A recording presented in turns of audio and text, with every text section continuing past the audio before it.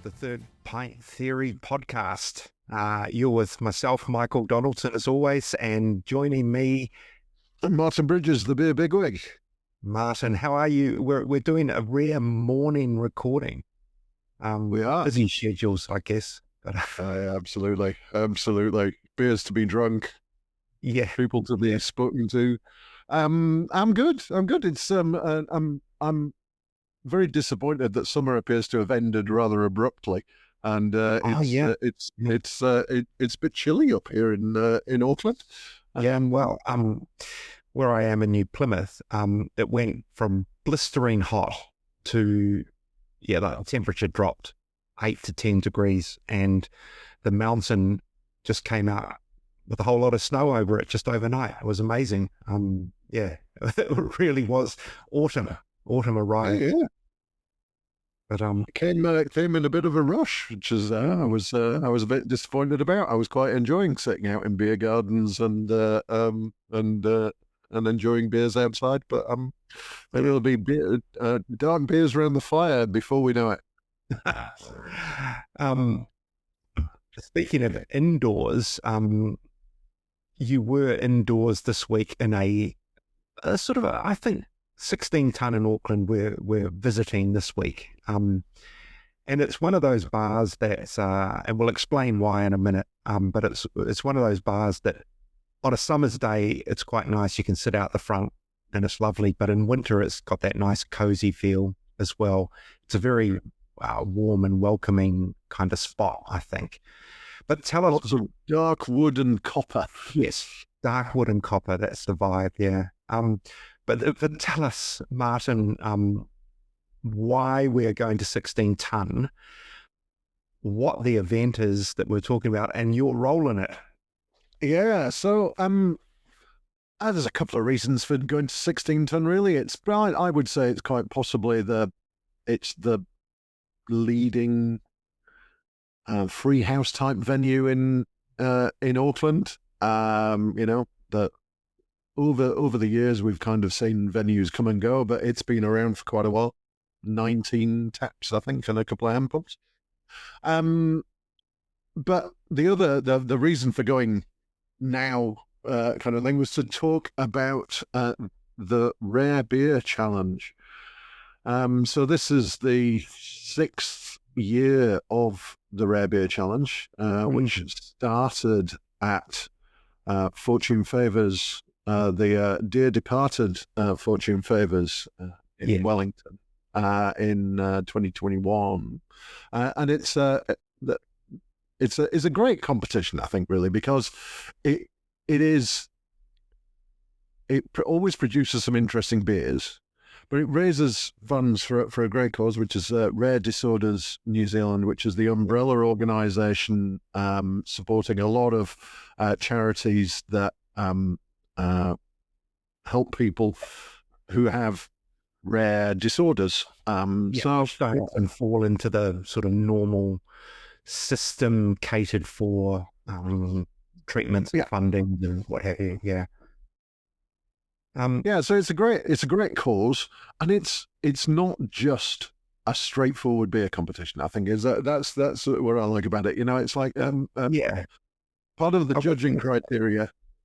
Oh, sorry. Before you go into the judging criteria, I didn't mean to interrupt, but I did want to say that it is one of the only events now where people get to be, and I use this word in the fun, kind sense, but absolutely stupid. And yes, there used to be a bit more of an outlet for that around Beervana, with kooky beers. But here, this is like, just let your imagination go and come up with the weirdest thing you think can work. But it's not just about how weird it is and what it tastes like, because it has to fit into some other judging criteria, right? Yeah, we also pick up on the concept behind the beer. The brewers have to talk about the concept behind the beer, the story, and how it fits into the idea of supporting rare disorders. So it's. I was having a look back at some of the past winners, and there's some doozies in there. Last year was won by Shining Peak, one of your local breweries, with an imperial stout with rosemary, thyme, peppercorns, and porcini mushrooms, which was steak with a peppercorn sauce and mushrooms, but those ingredients chosen because they're all kind of medicinal ingredients. Yeah. So that was kind of part of the story, and that helps as well. So I think in the past, the Heyday have won it a couple of times, but they won it in 2023 with a lingonberry pancake farmhouse ale. So there's some interesting stuff. It gives them. I think the brewers love it because it, as you say, it gives them the opportunity to play with things that they've. And you know, there's one important fact, and that's your role in this. Ah, yes. So I'm very pleased to have been asked to be the head judge this year for the Rare Beer Challenge. So I've put together a panel of exceedingly qualified judges, and we're looking forward to getting amongst it on the 20th of March. Right, and we don't know the beers until that date. Is that correct? So, I'm as head judge. I've got an insight in that. Because it's the judging process obviously includes those kind of elements of concept and story and so on. So the brewers have to supply all those details in advance. So I've seen a couple. I know a couple, but I'm not going to say anything at this stage. All right. I'm sworn to secrecy, but there are some interesting things coming through. It's a really exciting event, and so it will. In the past, it was obviously hosted out of Fortune Favours in Wellington, and for the last couple of years, 16 Ton acted as a satellite bar, and you could get some of the beers at 16 Ton in the last couple of years, I think. And this year it's kind of flipping around a bit the other way. So the judging and the main prize giving and the main part of the competition will be at 16 Ton, but there will be some of the beers available at the Malt House in Wellington, or also on the same day, on the 20th, Friday the 20th. And just in the chat with Ewen, I think he touched on this, but and Ewen is Ewen Thorpe, who's the proprietor, owner at 16 Ton. But he is the brother of Shannon Thorpe, who started Good George. Worked at Good George and then started Fortune Favours. And so Shannon's had a long history in beer. Ewan's relatively new to beer, and we'll find out in the podcast. I won't give too much away. He's had a kind of a varied and interesting career. Eclectic, I think, just there. Yeah, but which does include that kind of remarkable role that he was on Team New Zealand on the land side of the event at the America's Cup in San Francisco. So he's a sailor, kind of, that's his passion and his hobby, and he has worked in that area. And so in conjunction with the Rare Beer Challenge, there's some sort of regatta on, as I understand. Yeah, he's putting together a charity regatta to also raise funds for rare disorders. So you can kind of buy a boat, rent a boat, I guess, and put a team together, and they've got skippers and stuff who provide it, and you can put people on a boat. I can't remember the exact date of that. I think it's a week later, but it is. yeah. I think it's close. It's close by. It's kind of midweek. And so yeah, that'll be interesting as well. Yeah. I think it's going to be great. Good that it's a week later. When I first heard about this, I had visions of like rare beer challenge and then people going sailing on the Waitemata and may not have been quite mentally, especially since it seems from the past that people quite often go big on these rare beers. So in terms of, so last year was an 11% Imperial Stout. There has been a 34% beer in the entered in the past. So I know that Ewan is hoping that there are not too many of the high strength beers, because I know that they take a while to sell over the bar, but we hope for a good, from a judging point of view, I hope for a good mix of beers.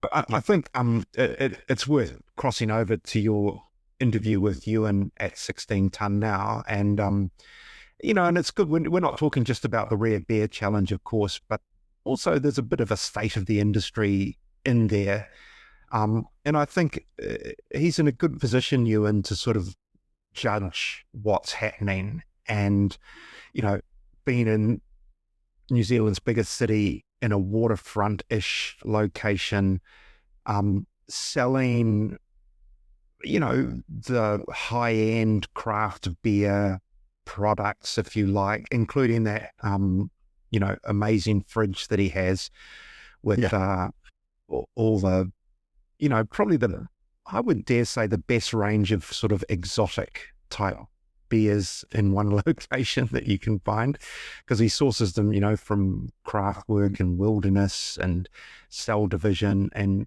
those kind of hard to get your hands on beers. And so, his insights into the sort of the state of the industry, I'd say it's the pointy end of the beer market. I think I'm interested to hear what he has to say. So yeah, it was a great chat. And I hope people enjoy listening to it. All right. Adam, John, how are you going? What are you doing? So we are here in 16 Tonne on the lovely Auckland waterfront to talk to Ewen Thorpe about stuff. Excellent.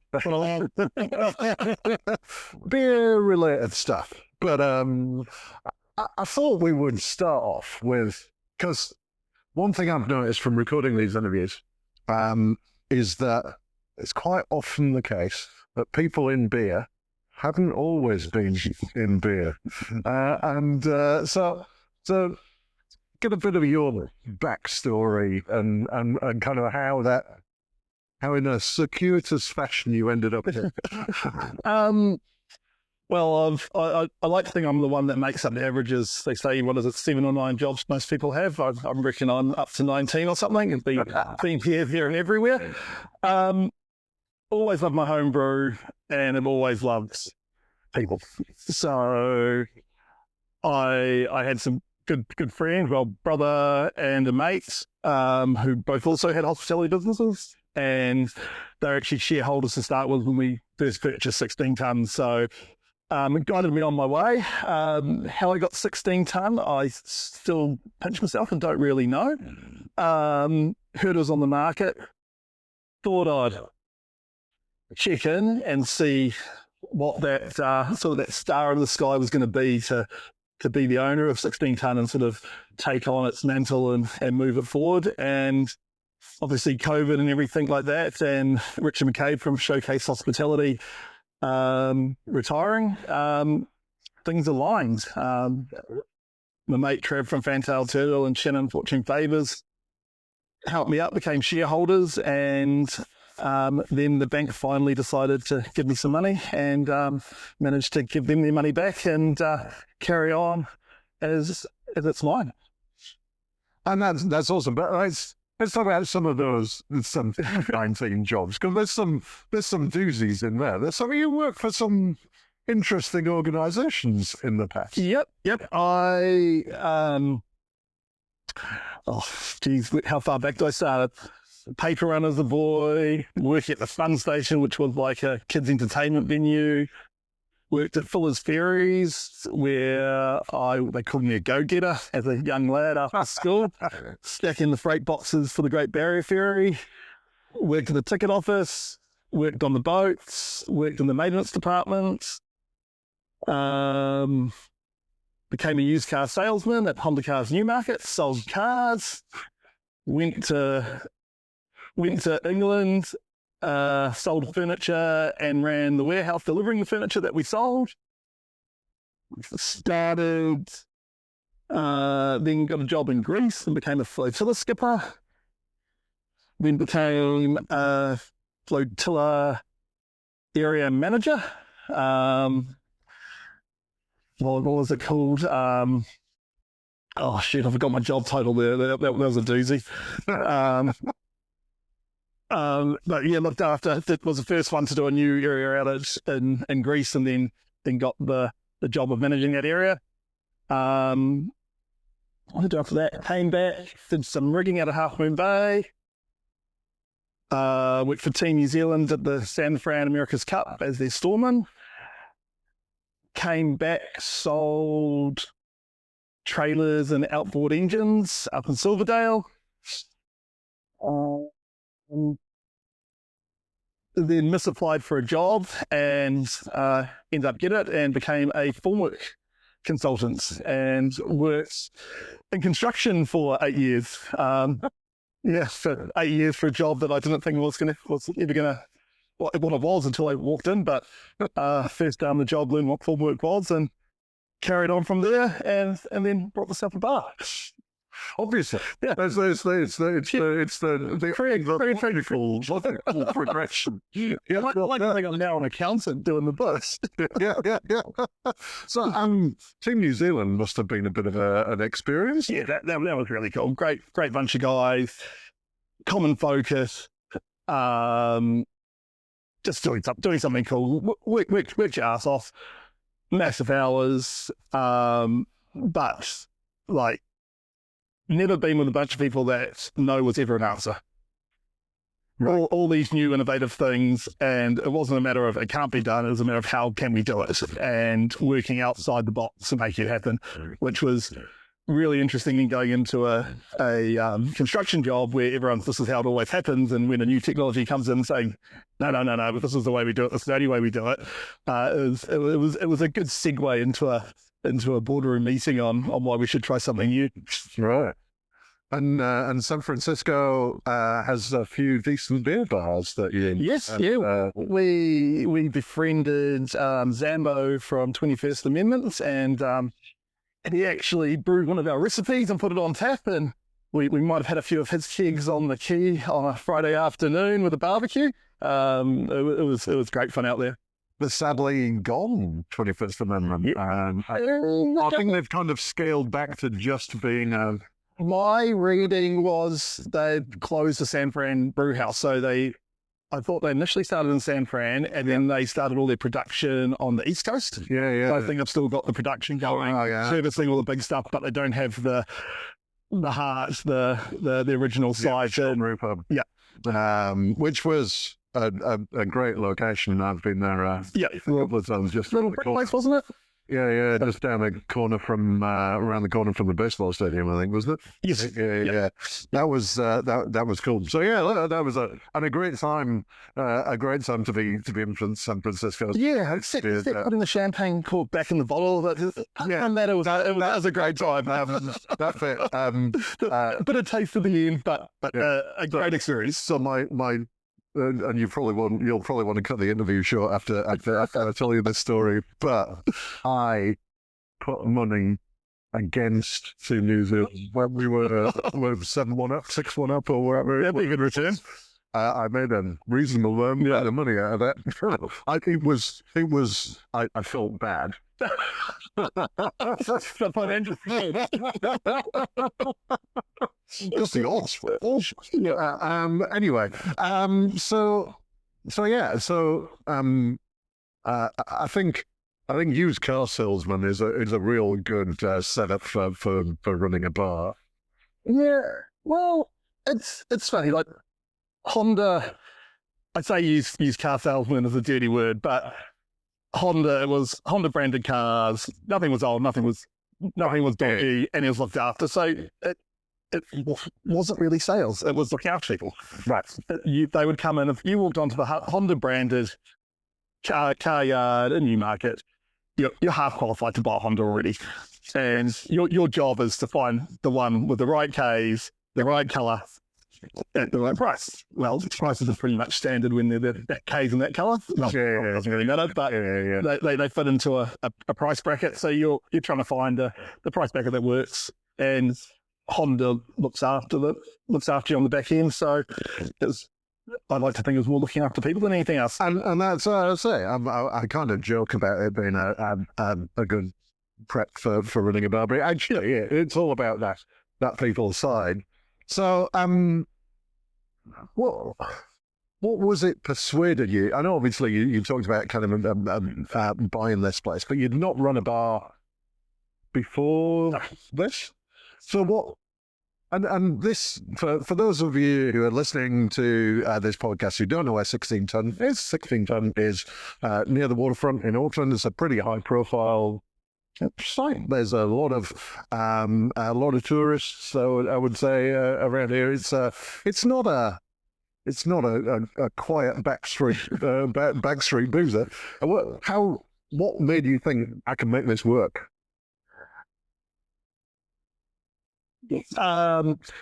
Probably have to put up some partner Alex. She does product management, and we went through a business plan and put the whole thing down on paper. Obviously, she needs to sign the check as well to get it in the door, and went through what it is, where it is, what's happening in the Wynyard Quarter, how we things go, what's 16 Ton's specialty, why will it survive, especially in the current market. Yeah. Obviously the growth still in Wynyard Quarter. I think when we were looking at it, 60% of the development that's going to happen, I think we're 15 years through a 30-year plan. There's still another 40% to come. Right. So there's going to be more people. There's going to be more businesses in Wynyard. So it will be a nice place. It's being done well. We've got a nice couple of streets. Yep. Attract a very good clientele. Yep. We get very little problems and things like that. So it was just winding all those things together to make sure we thought it was going to be a sound financial decision. Yeah. and I think it's really interesting because I've been coming to this place pretty much since it opened however many years ago. And if you kind of walk down this street, pretty much every other business has turned over 2-3 times. I think us and the Doozy are only original. Yeah, I think so. I would agree with that. I think Baduzzi is it's a great Italian meatball place just down the street. But yeah, every other place I think has turned over. So for this to maintain that is a testament to. Yeah, and I think that's our niche. It's remembering what we are. Like at the moment, it's not as busy as it has been. People don't have as much money in their back pockets, but what's going to change? That's for everyone. How do we make sure the people that are going to spend some money come and see us? If we go more RCD focus, more wine focus, do we lose our identity? Like, if we can make the box bigger of people that drink here, absolutely fantastic. But we can't do it with losing what we've got. So there are times people come in wanting their cocktails and things like that, and it's, sorry, that's not us. Next door does it better. But you want a craft beer, this is where you need to be. Yeah, and it is. an awesome tap list always here. You know, we've got a bunch of an excellent range of taps behind us. A couple of beer engines over my right shoulder, and probably the best beer fridge, bottle fridge. We'd like to think so. There's probably a couple of places in Wellington that might run you close. Ducks used to be down in Christchurch, but they've shifted away from craft. Yeah. And Malthouse would be looking. Malthouse LBQ, because LBQ probably still has a pretty good. I think generally we've got 150 SKUs of beer. Right. In the fridge, and then we've got our Pekin ciders and wines and things like that, but just pretty much barrel aged and lambic and weird and wonderfuls. Yeah, obviously some zeros in there too that we don't put on tap, but generally they're the more exciting beers. Yeah, and I think when we were talking recently, you were saying that you've got a better selection of craftwork beers and craftwork do at home in Oamaru. I think I'm going to stand in reply to Craftworks, Wilderness, and Cell Division. It's just yes, please. So I'll find room for it. It can stay there for a while, but people always come and find it. So it's. I think that's the thing, is that you've kind of established an identity as if you want to find a particular beer or brewery on tap, then your chances of finding it here are higher than anywhere else. I think also the different styles. Like, instead of having 3 hazies, let's have a saison, let's have a stout and a hazy. Obviously, there's more than one hazy. We'll have a different percentage, but not two the same, not 2 6% hazies. We try and avoid that. And same with breweries. We try and keep them down to 2 on tap. 2 taps of each brewery, unless we're doing something with them. If we're doing a bit of a collaboration or something, or a mini tap takeover, we'll bump it up a few more. But we try and keep the spread. Yeah, and I've noticed you've done a few of those kind of events with breweries. Yep. You're involved with the Garage Project Pernicious Weed Day. So I'll have to make sure that's on my calendar to commit for that.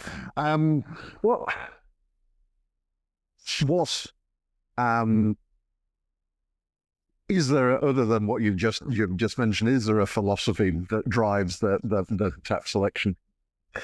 Just try and keep the best and keep it changing. It's as much as the frustration of some people, it's also what people like the most. Next time you come in, it probably won't be here. Right. Like, it's your chance to have it now. You see it, you like it, have it, or else it's gone. Yeah. And just keep cycling. Like, I think we're looking at last year, I think close to 400 SKUs of tap beer went through this place. So it's constantly moving. Every day something's dropping off and something's coming on. And that's our thing. I'm always looking for the beer that's coming out, that's a new release or a seasonal release that you don't see often. Anything like that's going to trump a core range. Mm-hmm. But in saying that, there's also great core ranges that every so often you put on. Like we did a 10-year anniversary. We did an old school day, so we tried to get everything that's 10 years old. And all the original, all your supercharger. Got your hot wired. Epic pale ale. What's been around for years, and what is still awesome, it's an awesome core range. Only one reason it's still here. Yeah. So have you? You probably have a good view then of the changing of styles. How do you see trends in terms of what breweries are bringing out, what people are asking for? Have we gone past peak haze? Haze, I like to think haze is a gateway drug. The best if you get someone into a hazy, and then a brewery does a bright and a hazy with the same hops, and essentially just filter one or very similar malt bases and maybe take out the wheat or something and make 2.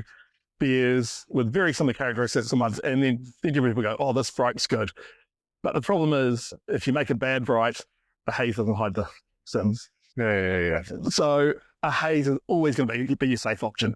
If your ear's not to the ground and you're not chasing that best beer every time, well, you probably are chasing the best beer, but you don't have the time to do the research, a hazy is a good option. Yeah. You're going to get a very fruity drink with not any bad qualities to it. A bright, if you get a good bright, it'll be a level better, but it could be a level worse too. Yeah. On styles, I would say ABV dropping a little bit. Yep.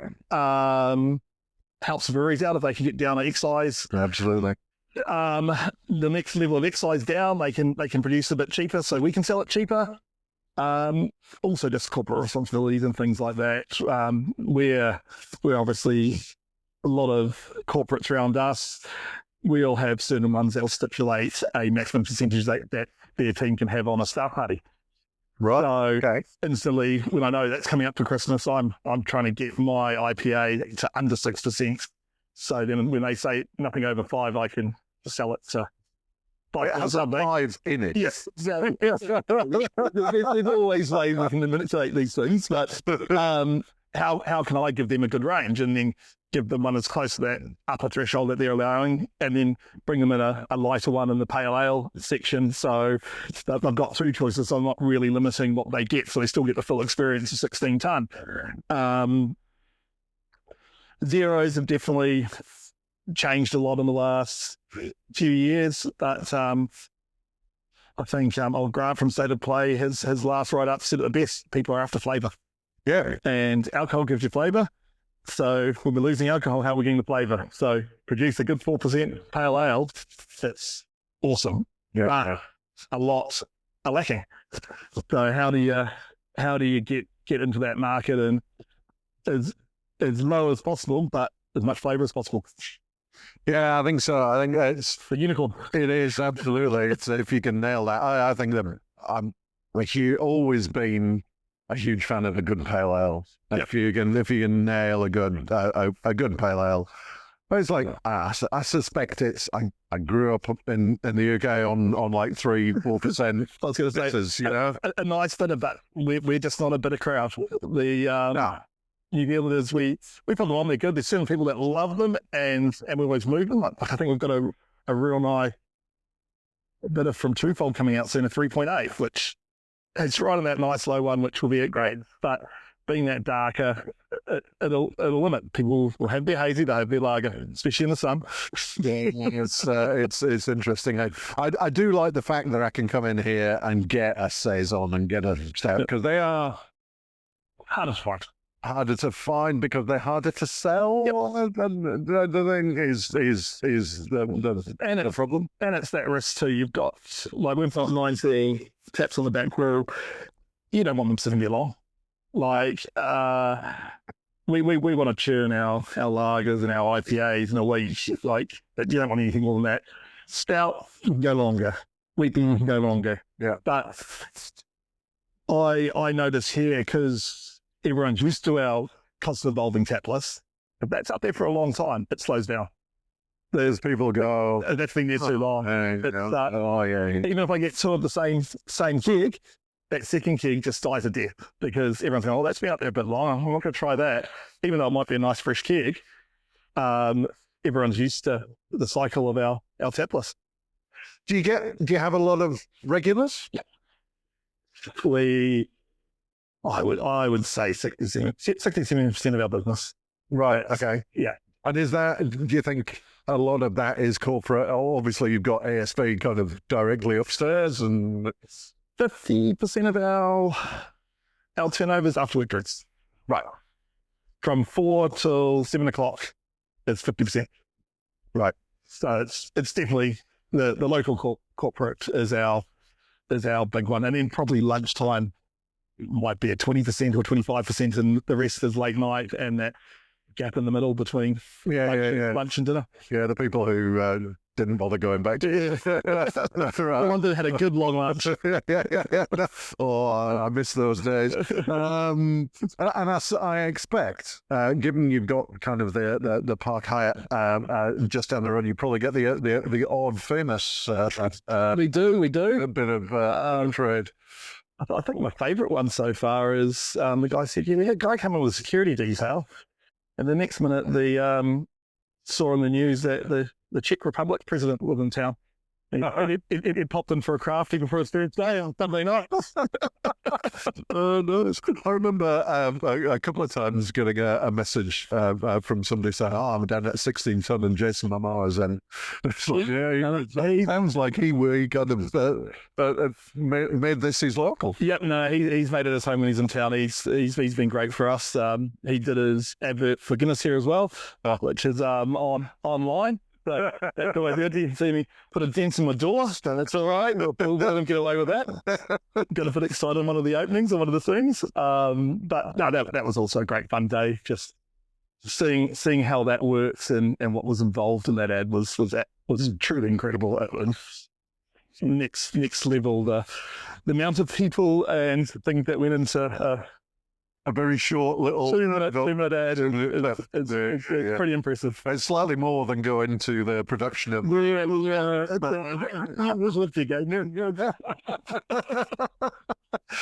we could get him to kind of put it as a stand-in, you know. Well, I think I spent half the day just doing the lighting in the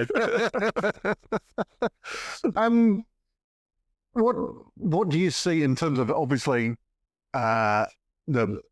you said that when your quarter's still evolving, you know, there's a bunch of stuff still to come in here. What do you reckon? They're talking about redeveloping some of this area around here. Yep. So in front of us, there's a pavilion and there's two sort of steel structures that have got hospital in them. The two steel structures are going. The pavilion's still staying because that's a historic boat shed. On both sides, councils sold a 100-year lease to, I think it's Stride Group. They're currently doing a plan and on getting resource consent, then that contract goes live. So it sounds like 3 levels, hospitality on bottom and probably be office space on top. So for me, that's fantastic. That's another 2 levels of people working around here that hopefully we can have a bite of and see if we can make us be a local as well. Obviously, one New Zealand building opened last year. That was one. Still a few big car parks there that are going to be redeveloped. The point has all been dug up and decontaminated, and that's going to be turned into a big park. A little bit of it is going to be more buildings, but they haven't decided what those buildings are going to be, if they're going to be apartments or more commercial. But there's another bunch of 10 stories or something like that in that space. But yeah, generally I'm guessing the bus depot down there's a big block of land. Something will go there eventually. Just more of what we've got really. I think it'll be either business the whole way through or some hospitality on below or commercial down below and either residential or office space above. I think it's certainly it's sounding positive.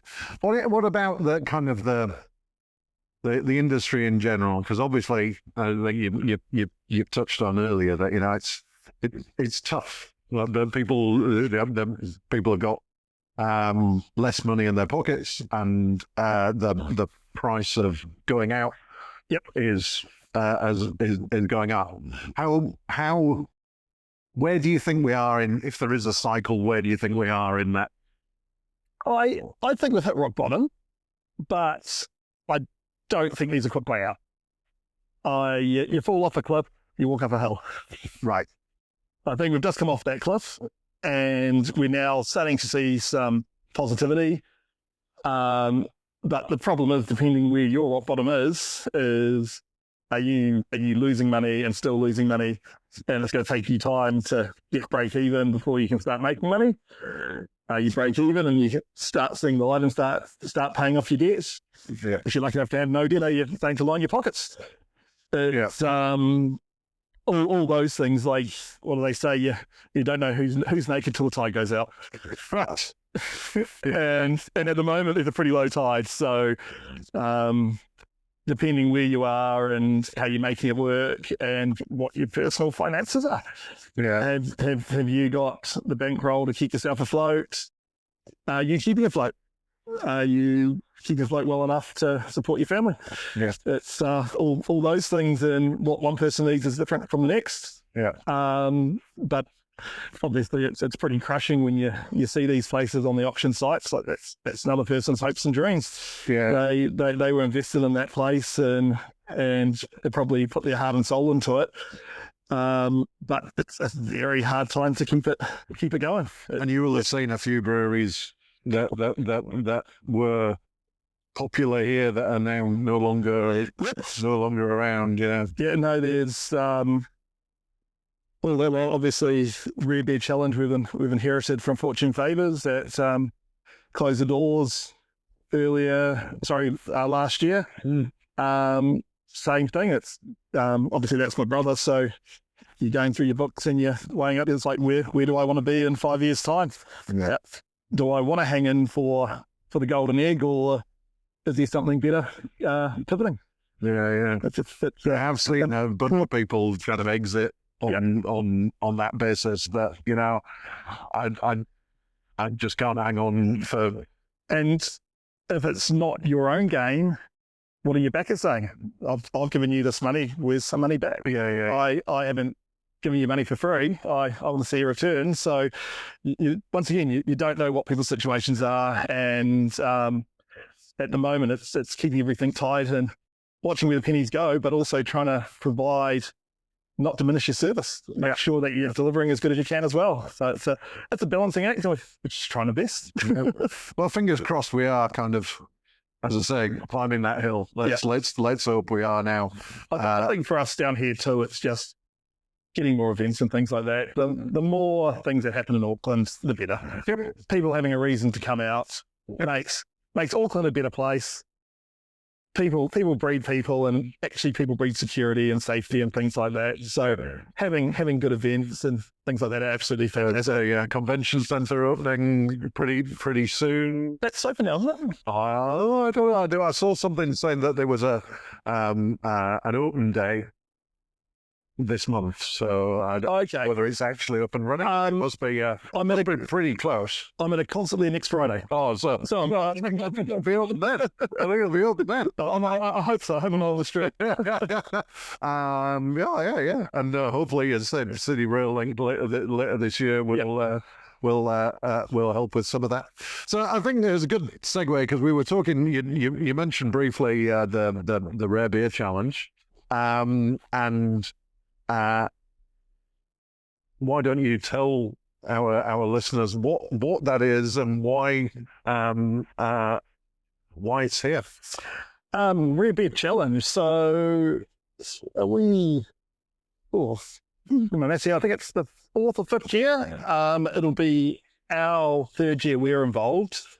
We've been the satellite bar for it up in Auckland for the last 2 years, but Fortune Favours started in conjunction with Rare Disorders. I think it started by doing a karma keg. Okay. A rare beer for a karma keg, and a lot of the Wellington breweries jumped in behind, and then it became a contest. It's nothing great when I want to do it better than you. And since then it's evolved. Had its challenges through COVID, like everything has. Fortune Favours closing down, and we've jumped on board and taken it on. We're still going to be in Wellington. Malthouse has taken the reins as the Wellington satellite. So we just flipped. So the switch, yeah. home base here in Auckland and the satellite down in Wellington. So essentially, the breweries have to create a rare beer. Interesting. We've got Martin as our head judge. Main goal is to see how much we can raise for Rare Disorders, give them as much awareness as we can, and hopefully nice fat check. to help them do the good that they do. Yeah, I think they're an awesome organisation. Do a lot for people with rare disorders around New Zealand. Kind of some of the ones sometimes that slip through the cracks a little bit and don't get like the resources that some of the larger things. So they're the umbrella charity for all the rare disorders. Like there's like someone that's one in the country that has something. Yeah. So they encapsulate it's hundreds of different groups they look after, but obviously they're so small by themselves. They need an umbrella to front them as a whole, to advocate to the government and things like that, to try and make sure they're getting the help that they need. So they do a fantastic job, like all charities, and so obviously we can help them out. We've got that. So we'll have 16 beers up here in Auckland. We've got the big boys like Panhead and Garage Project, and down to some little guys like Beer Engine, Roots, Alibi, Twofold, and everyone in between. Shining Peak that won last year. Got Urbanaut. I'll keep going. Yeah, look, as you say, I'll be the head judge for that, and I'm really looking forward to that range of beers. And we've got a good bunch of judges, highly experienced judges, lined up to tackle those. What sort of obviously we don't know yet what all these beers are going to be, but what kind of things have come through the Rare Beer Challenge in the past? I think the one that stands out for me, I think it was what was it? It was a beetroot stew brown ale. But just something quite fun, like just savoury, and it actually worked well. Right. It's it was a great one, but it's once again probably not a Kiwi's favourite. I love an ale. Yeah. I love a bitter, and it resonated with me. But I also think just the tap badge with all the carrots and celery sitting on the front of it just it made me laugh a bit. I got to try this. But that's the best thing about it. You might not like them all, but you want to try them all. It's something different. You're not going to see it again. It's a good bit of fun. And I think it's a great event because it raises awareness and money for a great organisation. It lets the brewers play. Yep. And it gives drinkers some experiences that they I've probably never had before and may never have again. Yeah. I may never want to have again. I remember I have had in the past a couple of beers that it was like, just because you could do that, you should. Always the double strength barley wine. It's some people's choice. Yeah, I think I saw somebody, a friend of mine still had a can of the 31%. Thing. I would think that was Fortune Favours. I have some of them in my fridge. That did that. It'll never go off. Yeah. Hyperfuel. Yeah, Hyperfuel. That was the one. So yeah, I think so. When should people put in their diaries for? So we'll be running the beers probably for the week, but it's all going to be kicking off on the 20th, on March 20th, Friday night, and that's when we're having the prize giving in here at 7 o'clock, announcing the winner, and those beers will carry on till we get through the lot. So hoping a big Friday night, so we get a good dent in them, but they'll be going through the week. Then the following Wednesday, we actually are trying to back it up with a charity regatta for rare disorders. So from the early in the thing, I've done a little bit of yachting in my life and quite enjoy that. So got a bit of a trying to massage as many things as I can, but the council is going to let us use the dock space out the front to park some yachts, and we've got some yachts that we can rent. You can get a skipper, and for $3,000 you take 6 people out for the day. and come back to 16 tonnes to enjoy some rare beers and have a prize giving as well. I got a little trophy up for grabs, so we're hoping we've got spaces for 11 boats, and once again trying to raise some money for rear disorders and have some fun on the way. It's the best way, I think, to do these things is to combine the fundraising and the profile raising with some good beer. Well, some interesting beer. Hopefully good beer. They're going to be good. They're going to be good, right? Hopefully good. I'm sure some of them will be. Certainly, I remember last year. I think I came in here after a couple of days after the event, and we knew there's the satellite and ran through a few of them, and all the ones I had were good beers. They were certainly interesting. I think I remember there were a couple of interesting sours with different fruits and I think it was flowers in one. So look, I think I'm really looking forward to judging it. I'm really looking forward to attending it. 20th of March, that'll be a great reason to come down to 16 ton. Yeah, 100%.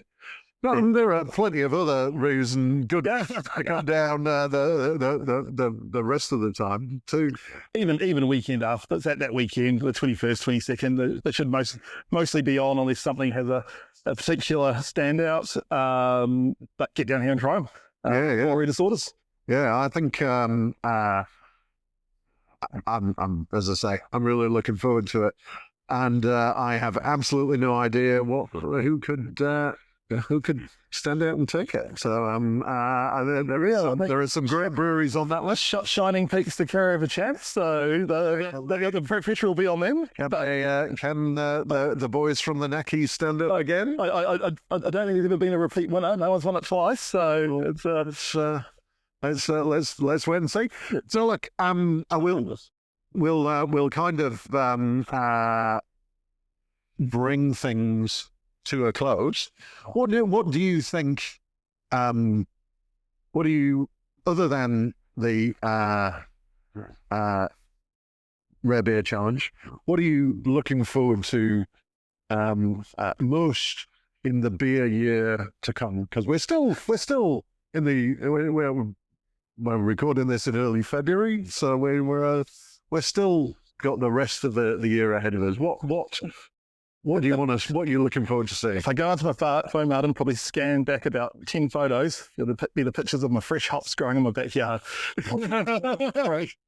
Fresh hop season. So fresh hop won't be far away. I think I've seen some breweries have been pouring some hops into the tanks recently.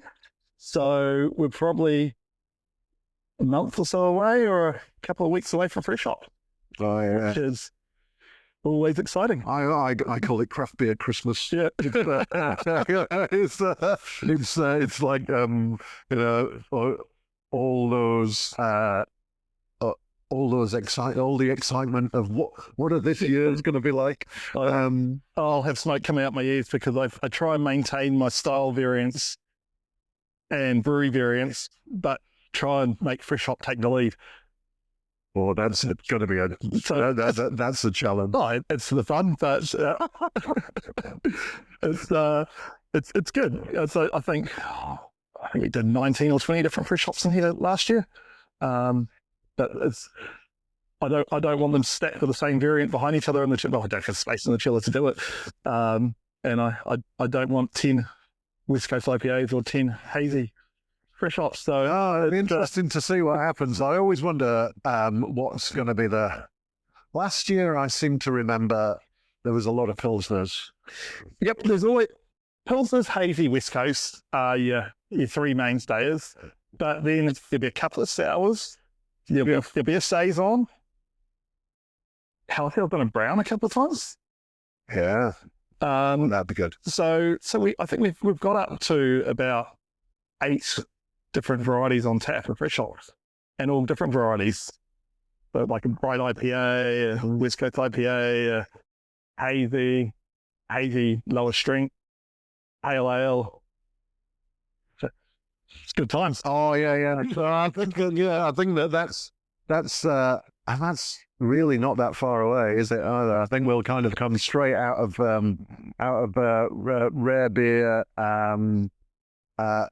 rare beer time into fresh hop time, and life as a beer nerd in Auckland will be That's great. Awesome. It's also good just last for a month because the new one comes out that you haven't tried yet. So you have to go out again. Yeah. Great problems to have. Absolutely. So look, I really appreciate you taking the time to sit down with us. No problem. And say I'm really looking forward to the Rare Beer Challenge. I'm looking forward to Fresh Hop, and I'm looking forward to climbing the hill away from the cliff. Exactly. Excellent. Thanks very much. Amazing. Thank you, Martin. All the best. Excellent, Martin. I really enjoyed that. Good insights, and I think you got a good line out of Ewan that probably could be more widely used to describe the state of the industry.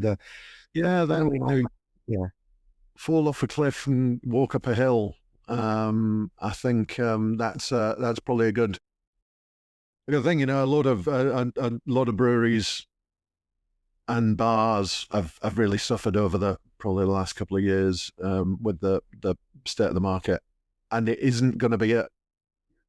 not going to be a fast recovery. I think that's what that's all about, really, is that you kind of you have to slog your way back up that hill, and hopefully we're on that path now that things are improving.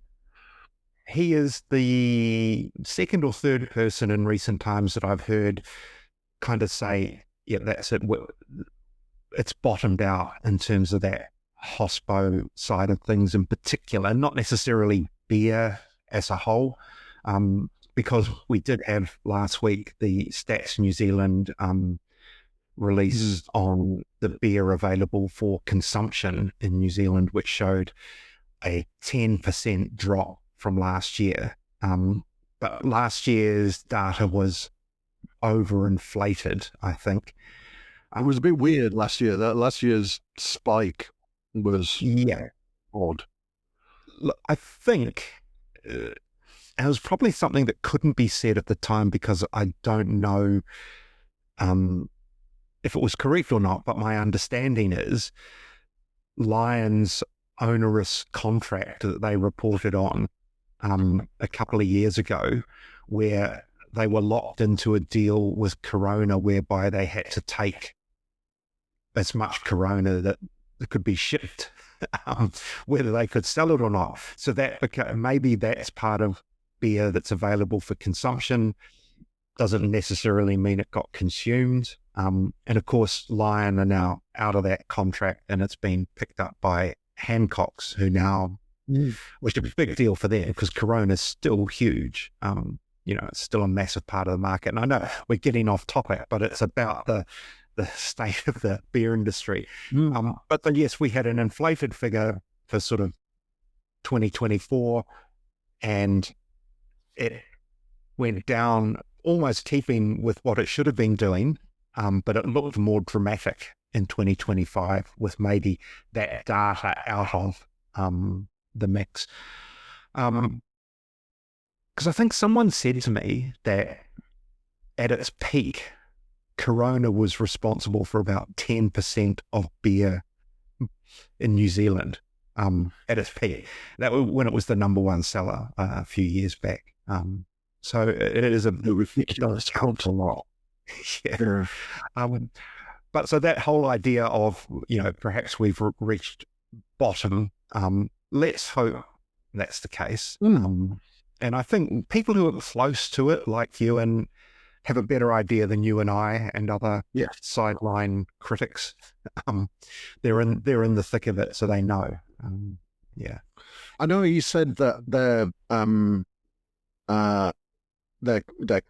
kind of December trade was very good, was strong with corporate. That there was certainly more corporate spend But interesting that was one of the other points that I took out of that, was that he was talking about the growth in lower ABV beers and the kind of the shift to more lower ABV beers, and that corporates insisting on lower ABV beers in terms of events and in terms of what can be expensed. So I thought that was an interesting revelation, that this is not just being driven by breweries making lower ABV beers because of excise restrictions and so on, but also by kind of corporates saying, well, if you want to charge this to the company account, then it's got to be less than a 6% beer or whatever. So and if you're a corporate and you're hosting an event, I think there's that responsibility around it too, though, and I think perhaps the reason some of that trade's coming back is, as someone who entirely works from home now, I'm not out in a city seeing what's happening, but the feeling is that people don't work from home quite as much, that there's a coming back into offices, as we still come out of that whole COVID cultural shift that we went through. And that really did deplete hospitality in terms of just having people around, and not just for after work drinks with your mates or whatever, but for those events, because if you're a big organization and you don't have everyone there, it's very hard to organize something to go out or whatever. And now people are back, maybe that we're falling back into behaviors that we used to see, perhaps. Yeah. And I think also a couple of years ago, we kind of went through a period when a lot of companies were letting people go, and it's hard to be seen to be having a party when you've just let a bunch of people go. So I think that probably hit things pretty hard as well, and that takes a bit of time to kind of bounce back from. Yeah, and look, this is actually something we'll probably discuss in our next pod, where we're going to have Denise Garland and Dave Wood on, and they are the owners now of the Winter Ales Festival in Wellington, and both extremely embedded in the beer community, not just in Wellington, but in New Zealand. And, and part of that, we're going to be talking about the hospo scene in Wellington. And I think they will be ideally placed to kind of give some insights there in terms of, like, Dave works at the Mean Doses tap room. They're hosting a festival in the capital. And so I'll be really interested in their viewpoint in Wellington in particular. Because I think, I don't know if it would be, what do they call them? Bellwether states in American elections, Wellington could be a bellwether city because it is the still craft beer capital. And, a lot of what happens in Wellington still determines kind of a wider fate, because they do drink a lot of craft beer there, or had. It'll be interesting. I'm really looking forward to that, because there's you're seeing conflicting things coming out. You're seeing economic data saying that Wellington jobs are still well down, worse than the rest of the country. But then you've got Three Sisters opening a bar in Wellington. You've got Eddie Line opening a bar in Wellington. You've got Garage Project expanding. So I'm really looking forward to some discussion around that. Yes. Well, in the meantime, good luck with the rare beer challenge. I know that I think it'll be a really hard job to pick the most exotic of the exotic offerings. So yeah, enjoy. Yeah, I have to turn my normal seeking balance filter off because Yeah. Although I don't think it'll be getting balance status. no, I do look forward to it. Yeah, so it's 20th of March, 16-ton. What time if people want to get down? If they're I think the beers are going on. Will be on from kind of mid-afternoon. Okay. And, the prize giving will be in the evening. I think I can't remember the exact time, but we're judging in the morning. The beers will be available in the afternoon, and then hopefully there'll be a number of the brewers who have entered will be in attendance in the evening. So come on down and say hello. All right. Good one. Excellent. Thanks again for joining us, folks. And yes, next episode, Dave and Denise, and I think then we might be visiting Brothers Beer. And Right.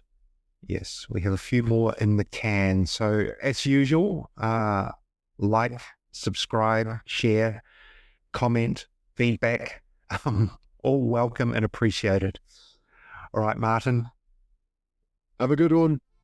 Yes, drink good beer.